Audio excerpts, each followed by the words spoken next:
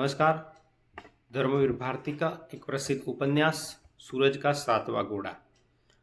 ये उपन्यास एक भिन्न प्रकार का उपन्यास है, एक प्रयोगात्मक उपन्यास है, क्योंकि धर्मवीर भारती जो है उन्होंने इस उपन्यास में एक प्रकार से प्रयोग किया है।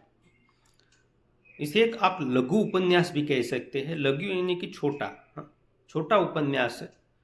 खासकर इसमें एक नया प्रयोग ये है कि उसमें 7 कहानियां हैं और 7 कहानियों को इस प्रकार से जोड़ा है कि एक उपन्यास का स्वरूप ले सके। पात्रों को भी इस प्रकार से रखा है कि वो उपन्यास में आगे से लेकर अंत तक जो मुख्य पात्र है, मुख्य धारा, कथा की धारा को प्रवाहित करने वाले जो पात्र है वो अंत तक रहते हैं और उनकी चारित्रिक विशेषताओं के साथ इसमें लेखक ने उनके गुणों और दुर्गुणों के साथ यहाँ पर प्रस्तुत किया है। एक तरफ से आधुनिक युग की जो स्थिति है, उस आधुनिक युग में किस प्रकार से संबंध टूटते जा रहे हैं, दहेज प्रथा है या तो और जो प्रश्न है, एक लड़का लड़की के जो प्रश्न है, शादियों के प्रश्न है, अनमेल विवाह के प्रश्न है, गरीबी के प्रश्न है, मध्यम वर्ग की जो स्थितियां है, मध्यम वर्ग के जो प्रश्न है, उन सभी प्रश्नों को इस उपन्यास में विविध कहानियों के माध्यम से बताया गया है।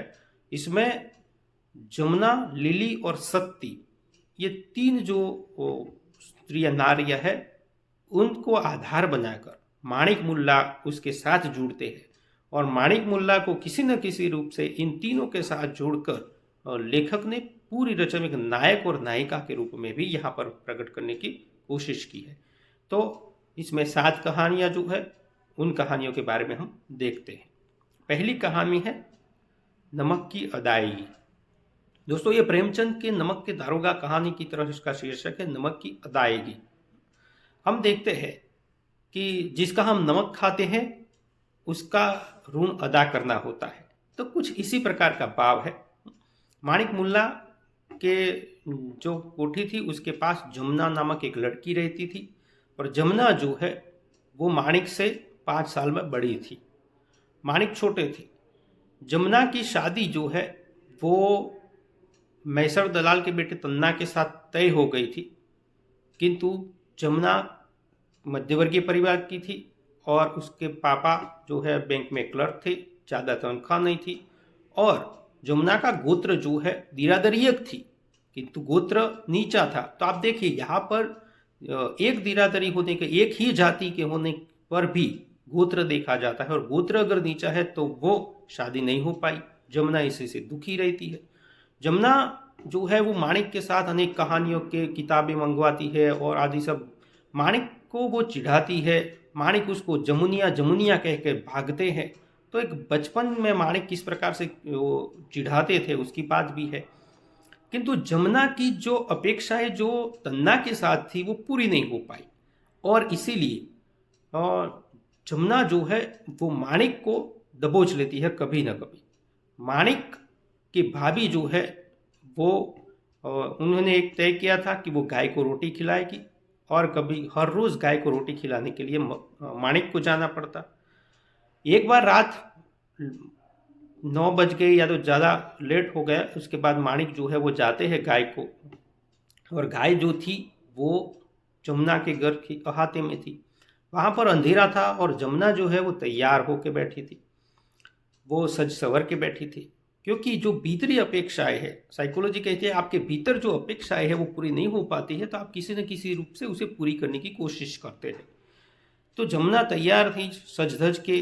उसने माणिक जब रोटी खिलाते हैं उसको दबोच लेती है, पकड़ लेती है, अपनी कथा उसके कहती है कि तन्ना तो तैयार थे किंतु उनके माँ के सामने वो कह नहीं पाए और आदि सब बातें करती है। अपनी जो दुविधाएं है वो माणिक से पूछती है कि मैं कैसी लग रही हूँ।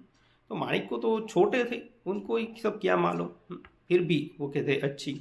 माणिक भागना चाहते हैं किंतु वो भागने नहीं देती और उनके लिए वो लालच देती है और मीठे पुए ला के देती है, कुछ न कुछ अच्छा अच्छा खाना देती है, जिसे माणिक जो है वो लालच में आके उसके पास बैठते हैं, उनकी बातें सुनते हैं और जमुना उनको कहती है कि अब तुम्हें हर रोज़ रोटी खिलाने के लिए आना पड़ेगा, मुझे मिलने के लिए आना पड़ेगा, क्योंकि तुमने मेरा नमक खाया है, यानी कि नमक की अदायगी तुम्हें करनी पड़ेगी। तो ये जमुना की जो बात है वो पहली कहानी में नमक की अदायगी माणिक मुल्ला के साथ है। अब ये कहानियाँ जो है वो लेखक कहते हैं कि माणिक मुल्ला हमें कहते थे, हम घर में जब बैठते, गर्मियों के दिन थे, बाहर जब बैठते, सब लोग मनोरंजन के लिए सारी कहानियाँ माणिक कहते थे और सुनते थे। तो कहीं ना कहीं माणिक जो है एक अलग प्रकार से, लेखक जो है माणिक के माध्यम से, लेखक एक प्रकार से माणिक का ही प्रतीक है, और माणिक जो है वो अलग अलग कहानियाँ कहते हैं और एक प्रयोगात्मक रूप से कहानी कही गई है। तो पहली कहानी में हमने जमुना की बात देखी। अब देखिए दूसरी कहानी में वो जमुना कहानी अगर है तो जमुना की बात वहीं पर खत्म हो जाती है, किंतु नहीं, वहां पर आगे भी ये बात चलती है और दूसरी तरह से चलती है। तो आइए हम दूसरी कहानी देखते हैं। दूसरी कहानी का नाम है घोड़े की नाल। ये कहानी का शीर्षक है, उसी प्रकार से उसमें बात भी आती है। हमने पहली कहानी में देखा कि जमुना जो है उसकी शादी तन्ना के साथ नहीं हो पाई, इसीलिए उसके माँ बाप दुखी थे। किंतु जमुना की एक मौसी थी, वो आई उनके घर, और वो एक व्यक्ति जो है वो उनकी शादी का प्रस्ताव लेकर आई। वो तिहाजू है, यानी कि तीसरी बार शादी करने वाले हैं, किंतु धन दौलत बहुत है, उम्र में ज़्यादा बड़े हैं, किंतु पैसों की कमी नहीं है। तो आप आज भी आधुनिक युग में भी आप देखिए कि बहुत सारे ऐसे सेलिब्रिटीज़ जो है वो लड़कियां जो है उनके साथ शादी करती है जो बड़ी उम्र के होते हैं। तो क्योंकि वहाँ पर सुख सुविधाएं हैं और धन दौलत जो थी इनके पास बहुत थी। तो ये रामू बीबी जो है वो कहती है कि उनके साथ तुम्हारी बेटी जमुना की शादी कर दो, खुश हो जाएगी। किंतु जमुना जो है उसका मन तैयार नहीं है, क्योंकि तिहाजू है, तीसरी बार शादी कर रहा है, उम्र में बड़ा है और दो बीबियां तो मर चुकी है, तो कैसे करे। फिर भी उसके साथ उसकी शादी होती है। लेखक कहते हैं कि गहने देखकर जो दुख था जमुना का शादी न करने का, वो गहने देखकर उसका दुख जो है वो खत्म हो गया। और जब वो अपने ससुराल में जाती है तो इतनी सारी धन दौलत देखती है तो वो खुश हो जाती है, उसको लगता है कि अब जीवन सही है। जब वो अपने घर आती है अपने पिता के, और पिता द्वारा कुछ घोटाला हो जाता है, तो वो पैसे देने की बजाय घर से फिर अपने ससुराल चली जाती है। तो यहाँ पर लड़की जो है किस प्रकार से, वो जमुना जो है उसका चरित्र किस प्रकार का है, वो माँ बाप के घर पे वो पैसा नहीं दे रही है, क्योंकि उसको लगता है कि अब उसका भी एक घर है। शीर्षक क्या है, घोड़े की नाल। अब जमुना को बेटा नहीं था, बच्चे नहीं हो रहे थे, इसीलिए किसी ने कहा हर रोज़ उसको गंगा नहाने के लिए जाना पड़ता था। उनके जो पति थे वो तो वृद्ध थे, बीमार रहते थे, वो साथ में नहीं जा सकते, इसीलिए एक तांगा रखा सुबह गंगा तट ले जाने के लिए। तांगे वाले ने बताया कि अगर आप घोड़े की नाल की जो अंगूठी बनाकर चंद्रग्रहण के दिन पहनेंगे तो आपको बेटा होगा। किंतु चंद्रग्रहण तो 2 दिन बाद ही था, तो घोड़े की नाल जो घिसे कैसे और अंगूठी कैसे बने, इसीलिए तांगे वाला उनको हर रोज दूर दूर तक ले जाता घोड़े की नाल को घिसने के लिए, और वो घोड़े की नाल जो है वो घिस गई, अंगूठी बन गई और जमुना को बेटा भी हो गए। तो यहाँ पर घोड़े की नाल के माध्यम से लेखक जो है वो कुछ और भी कहते हैं कि ये तांगे वाला जो था वो रात को उनको 3-3 बजे 4-4 बजे कर लेकर जाता था घोड़े की नाल को घिसने के लिए। और लेखक वो कहते हैं एक जगह पे कि जब वो तांगे वाला मिला और जमुना के पति का निधन हो गया, उसके बाद वो तांगे वाला था वो मालिक की तरह रहता था। तो आप समझ सकते हैं कि ये सारी स्थितियाँ क्या रही होगी। लेखक उसके बारे में ज़्यादा नहीं डिटेल में कहते हैं, किंतु ये समझने की बात है।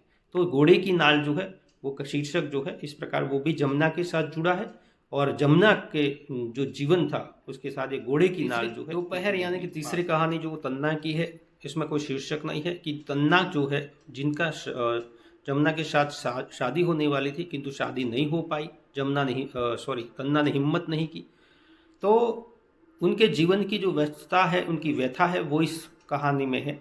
तो तन्ना जो है वो मैसर दलाल के बेटे हैं, मैसर दलाल का चरित्र इतना अच्छा नहीं है, किंतु तन्ना की माँ जो है वो मर गई थी, उनकी 2 बहनें थी, और तन्ना वो स्कूल जाते, काम करते, लकड़ियाँ चीरते। तन्ना की एक सौतेली माँ है जो उसको परेशान करती, उनकी बहनों को परेशान करती है, और तन्ना जो है इस प्रकार से दुविधा में जीते हैं, दुख भरी स्थिति में जीते हैं, और उनकी जो स्थिति है वो बहुत ही भयानक स्थिति है।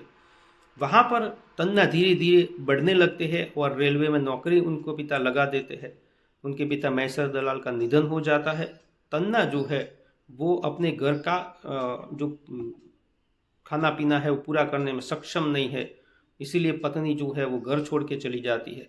तो जिनकी शादी जमुना के साथ होने वाली थी वो तन्ना जो है वो दूसरी दूसरी जगह शादी करके वो फंस जाते हैं। जैसे कि वो उनकी शादी जो है वो लिली के साथ होती है और लिली जो है वो दुखी रहती है, वो भाग जाती है। तो फिर तन्ना जो है वो बीमार रहते हैं, रेलगाड़ी में से गिर पड़ते हैं और शुरू रेलगाड़ी में से और उनके पैर कट जाते हैं। तो उनकी जो है वो दुखमय स्थिति होती है। उधर जमुना जो है उसने किस प्रकार से अपने जीवन को संभाल लिया था। तो ये तन्ना की कहानी तीसरी कहानी में है। चौथी कहानी मालवा की युवानी देवसेना, हाँ, इस प्रकार के शीर्षक के माध्यम से कहा गया है। इसमें लिली की बात है। लिली, जैसे कि आगे की कहानी में हमने देखा कि तन्ना के साथ उसकी शादी हुई थी। अब ये लिली जो है वो माणिक से बेहद प्रेम करती है, माणिक भी लिली से प्रेम करते हैं, किंतु उनकी शादी जो है वो तन्ना से है। अब देखिए किस प्रकार की स्थिति पैदा होती है। जमुना जो है वो तन्ना के साथ शादी करना चाहती है, तन्ना की शादी जो है वो लिली के साथ होती है। लिली जो है वो माणिक से प्रेम करती है और माणिक भी उनसे प्रेम करते हैं। आप देखिए आगे एक और लड़की आएगी तो एक ट्रायंगल बनता है। आप देखिए तो लिली जो है वो शादी नहीं करना चाहती तन्ना के साथ, क्योंकि वो माणिक से प्रेम करती है। माणिक उनको समझाते हैं कि प्रेम अपनी जगह है और शादी अपनी जगह है, क्योंकि समाज के साथ रहना है, परिस्थितियाँ जैसी है वैसा रहना, उनको समझाने की कोशिश करती है। उनकी जो सखी है कम्मो वो भी उसे समझाती है कि शादी करने के बाद हर लड़की को ससुराल में जाना पड़ता है। तो इस प्रकार से लिली जो है वो एक स्वतंत्र व्यक्तित्व वाली थी, विद्रोही व्यक्तित्व वाली थी, किंतु धीरे धीरे उसको समझना पड़ता है और तन्ना के साथ उसकी शादी भी हो जाती है। और आगे हमने देखा कि वो जब जो थी वो तन्ना जब गिर पड़ते हैं या तो तन्ना जो है वो सक्षम नहीं रहते अपना घर चलाने में, तब वो भाग जाती है। तो ये सारी स्थितियाँ जो है लिली की है। लिली का चरित्र यहाँ पर उस लड़कियों का है जो अपनी इच्छाओं को पूरा करने के लिए शादी नहीं करना चाहती है, किंतु वो शादी करती है, फिर भी उनका जीवन जो है वो सफल नहीं होता है। तो यहाँ पर लिली जो है उसकी कहानी इसमें मालवा की युवरानी देवसेना के रूप में बताया गया है। पांचवी दोपहर है और उसमें काले बैंड का चाकू उसका शीर्षक है। अब यहाँ पर सत्ती की कहानी है। जैसा कि हमने पहले कहा था, यहाँ पर लिली और जमुना से बिल्कुल विपरीत जो स्त्री है वो सत्ती है। सत्ती एक तेज तर्रार लड़की है, कोई उसके सामने देख भी नहीं सकता, इतनी तेज तर्रार लड़की है, सब घबराते हैं। ये सत्ती जो है वो बलूचिस्तान में चमन ठाकुर जो है सेना में भर्ती होकर गया था और अनाथ के रूप में उसको 3-4 साल की लड़की के रूप में ये मिली थी। उसको ये पाल पोस के बड़ा करता है और उसका चाचा बनता है। किंतु यहाँ पर देखिए कि खुद की लड़की तो नहीं है, इसलिए चमन ठाकुर जो है उसकी स्थिति, वो साबुन बनाने का बिजनेस करती है और साबुन के ऑर्डर लेने के लिए जाती है। वहाँ पर अगर कोई उसे कह दे तो काले बैंड में उसका जो चाकू है वो चाकू निकालती है और उस चाकू से लोग डरते हैं। तो इसीलिए शीर्षक जो दिया गया है वो काले बैंड का चाकू रखा गया है। वो साबुन का जो धंधा है वो करती है, किंतु हिसाब किताब में उसको माणिक की मदद लेती है। इस तरह से माणिक के प्रति उसकी संवेदना बढ़ती है और माणिक का मन भी उसके प्रति प्रेममय होता है। तो दोनों के में ये प्रेम जो है वो उत्पन्न होता है। अब देखिए कि जमुना, लिली और ये सत्ती तीसरी लड़की है, माणिक तीनों के साथ जुड़े हुए हैं। तो यहाँ पर देखिए कि मैसर दलाल और जो थे उनके पास वो चमन ठाकुर जो है सत्ती का सौदा करता है, किंतु वो बच जाती है। कुछ लोग उसको मारने पर तुले हुए हैं या तो उनको चिढ़ाते हैं। तो ये सारी स्थितियाँ जो है सत्ती के लिए बेहद खतरनाक है एक लड़की के लिए, और वो अनाथ थी। एक दिन तो खुद चमन ठाकुर ने उस पर नज़र बिगाड़ी। तो एक लड़की किस प्रकार की स्थिति में रहती है, किस प्रकार से उसे भोगना पड़ता है, घर बाहर से ही नहीं भोगना पड़ता, उसे घर में ही भोगना पड़ता है। घर में भी उसकी स्थितियाँ कैसी है वो यहाँ पर देखने को मिलती है। और वो माणिक पर उनको भरोसा था। माणिक को पढ़ाने के लिए बहुत मदद करती थी, वो फीस भरने के लिए पैसे भी दे देती थी। किंतु जब वो भागकर माणिक पर भरोसा करके उनके घर चली गई चमन ठाकुर से बचने के लिए, तो माणिक ने क्या किया, तो चमन ठाकुर को ही वहीं पर बुला लिया, मैसर दलाल और चमन ठाकुर को, और सत्ती को सौंप दिया। तो जो सत्ती माणिक पर बहुत भरोसा करती, उनको लगता था कि माणिक ही उसे बचाएंगे, किंतु माणिक ने ऐसा नहीं किया। यह अर्थात हमें किसी पर इतना भरोसा भी नहीं करना चाहिए। और एक जब लड़की की स्थिति हो तो कैसी स्थिति, वो जब किसी पे भरोसा करती है और उसका भरोसा टूटता है तो वो कहती है कि मैं अब किसी पर भरोसा नहीं करूंगी, क्योंकि जिस पर इतना भरोसा किया उसी ने भरोसा तोड़ा है। काले बैंड का चाकू में जब हमने देखा कि सत्ती जो है वो भागकर चमन ठाकुर और मैसर दलाल से भागकर वो गई थी माणिक के घर, किंतु माणिक ने उसको चमन ठाकुर को ही सौंप दिया, और तब उसका मन जो है वो विचलित हो जाता है। उसको लगता है कि काले बैंड का चाकू उसको मार दे।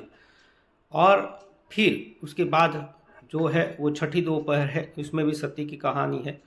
अब माणिक जो है वो सत्ती को चमन ठाकुर को सौंप कर उसको हमेशा ये दर्द महसूस होता है कि मेरे कारण ही सत्ती दुखी हुई है, मेरे कारण ये सब हुआ है। और कुछ लोगों ने उनको बताया कि सत्ती जो है वो चमन ठाकुर जो है उसको गोद में लेके जा रहा था, जैसे वो मर गई थी। तो माणिक मुल्ला जो है वो अपने आप को जिम्मेदार मानते हैं।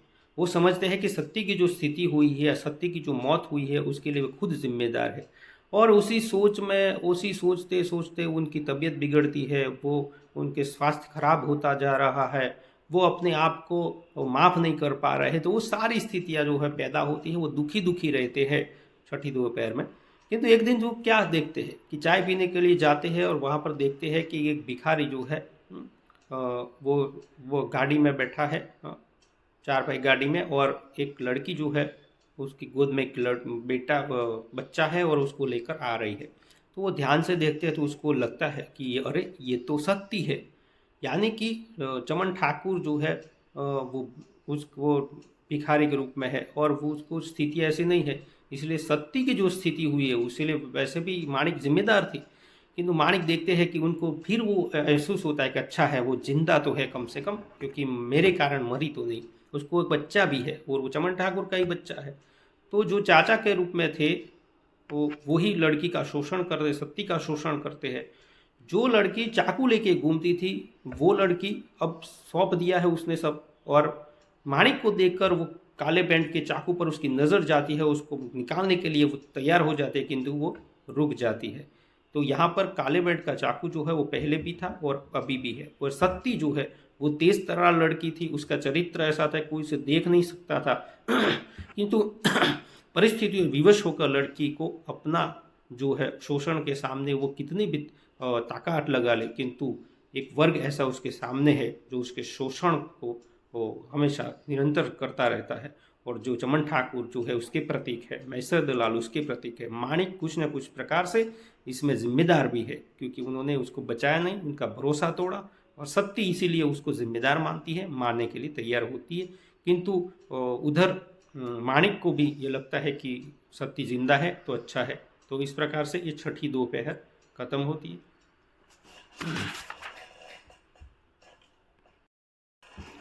सातवीं दोपहर में कोई कहानी नहीं है, न ही कोई शीर्षक है। यहाँ पर लेखक ने बताया है कि आगे की जो कहानियाँ हमने देखी उसमें जो संघर्ष है, उसमें जो मध्यम वर्ग की जो स्थितियाँ है, उसमें जो प्रेम कहानियाँ है, ये सारी स्थितियाँ एक तरह से प्रेम कहानियों के कहने के बजाय हम अगर ऊपर मध्यम वर्ग की जो स्थितियाँ है, प्रश्न है, वही महत्वपूर्ण है।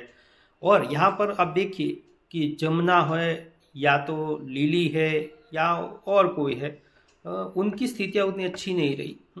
किंतु यहाँ पर आप देखिए सूरज का सातवां घोड़ा शीर्षक दिया गया है। तो इन सारे संघर्षों के बीच भी, जैसे सत्ती को एक बेटा हुआ है, तो इन सारे संघर्षों के बीच भी सूरज का एक सातवां घोड़ा है जो रोशनी का प्रतीक है, जो नवजीवन का प्रतीक है और आगे बढ़ने का प्रतीक है। तो संघर्ष के बाद भी, इतने सारे संघर्ष के बाद भी जीवन जो है वो निरंतर है, जीवन आगे बढ़ता है और अंधकार में भी रोशनी का एक प्रतीक के रूप में वो रहता है। तो जब अंधकार हो जाता है तब भी एक रोशनी, जैसे कि माणिक के जीवन में भी अंधकार हो चुका था सत्य के जाने के बाद, वो जिम्मेदार मानते हैं, फिर भी एक दिन वो माणिक सत्य को देखते हैं तो उनको सांत्वना मिलती है कि वो जिंदा है, सत्य का एक बच्चा है। वो सूरज का 7वां घोड़ा यानी कि एक नव जीवन का प्रतीक है, एक आशा का प्रतीक है और भविष्य का प्रतीक है। तो ये सूरज का 7वां घोड़ा है। जैसे सूरज हर रोज डूबता है किंतु दूसरे दिन उगता भी है, तो ये सूरज का 7वां घोड़ा 7 कहानियों के माध्यम से उसमें निष्कर्ष रूप में इस 7वीं दोपहर में लेखक ने सारी बातें बताई है। तो इस प्रकार से 7 दोपहरों में ये पूरा उपन्यास विभाजित है और 7 दोपहर में लेखक ने जो है वो मध्यम वर्ग की जो समस्याएं है, मध्यम वर्ग की जीवन जो है उसकी बात बताई गई है। साथ साथ यहाँ पर प्रेम कहानियों के माध्यम से भी मध्यम वर्ग की जो स्थितियाँ है उसे बताया गया है। और आप देखिए कि सूरज का 7वां घोड़ा जो लेखक कहते हैं कि कहानियों का अवसान निराशा में होता है। आप देखिए कि जमुना का तन्ना के साथ विवाह नहीं होता है, निराशा है। उम्र के बड़े पति का देहांत हो जाता है, निराशा है।